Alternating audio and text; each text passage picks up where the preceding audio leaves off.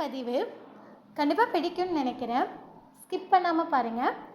நமக்கு ஒரு ப்ராப்ளம், நம்ம டவுன் ஆகிட்டோம் அப்படின்னா நம்மளை சொந்த பந்தம் கூட இருக்கிற நட்பு எல்லாரும் நம்மளை ரொம்ப மோட்டிவேட் பண்ணுவாங்க, ரொம்ப ஜாஸ்தி அட்வைஸ் பண்ணுவாங்க.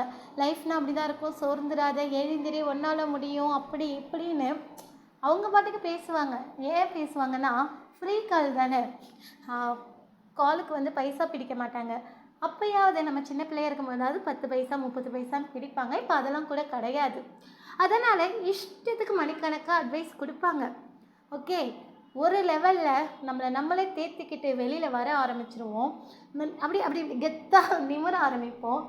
ஆனால் நம்ம நிமிர ஆரம்பித்தோம்னா தான் அந்த இடத்துல தான் எல்லாரோட ரியல் ஃபேஸ்மே நம்மளால் பார்க்க முடியும்.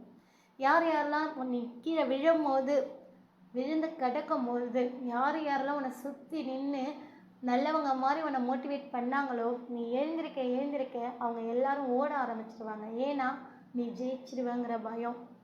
அதெல்லாம் காதில் வாங்காமல் தூக்கி போட்டுட்டு உங்களுக்கான பாதையை நோக்கி ஓடுங்க. பாதை என்னவோ பக்கமாக தான் இருக்குது, அதை சுற்றி மறைச்சிட்ருக்கிறவங்க தான் விஷமாக இருக்காங்க. அவங்களெல்லாம் தாண்டி போகாதீங்க, கண்டுக்காத போங்க. வெற்றி கோப்பு உங்களுக்காக காத்துட்ருக்கு. நன்றி. ஒரு அழகான பதிவு.